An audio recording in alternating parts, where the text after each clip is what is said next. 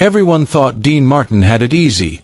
The smile, the smooth voice, the drink always in hand. But behind that effortless charm was a man quietly running from pain his entire life.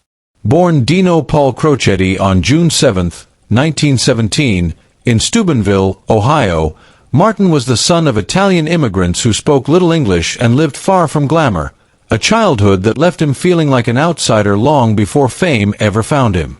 Raised by a barber father and homemaker mother, he grew up poor, insecure, and emotionally guarded, dropping out of high school at 16 to work brutal jobs as a steel mill laborer, gas station attendant, underground casino dealer, and even an amateur boxer known as Kid Crocetti.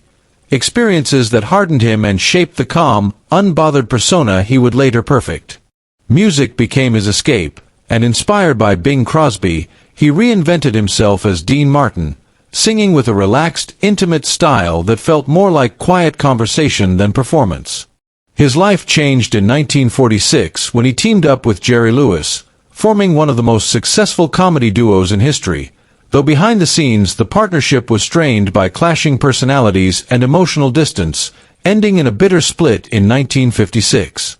Written off as finished, Martin stunned Hollywood by reinventing himself as a dramatic actor in The Young Lions, proving his depth while simultaneously becoming one of the most successful recording artists of his era with hits like That's Amore and Everybody Loves Somebody, even knocking the Beatles off the top of the charts in 1964. As a core member of the Rat Pack, Martin perfected the image of the carefree entertainer, drink in hand, seemingly untouched by pressure, a performance so convincing it blurred into myth. In reality, the drinking was often exaggerated, the glass sometimes filled with tea or apple juice, but alcohol in his private life became a tool for avoidance, a way to keep emotions at arm's length.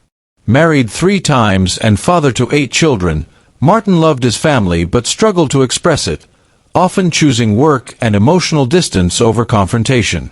That detachment became devastatingly visible after the death of his son Dean Paul in a 1987 plane crash, a loss that permanently changed him, draining the humor, dimming the spark, and pushing him into near total withdrawal.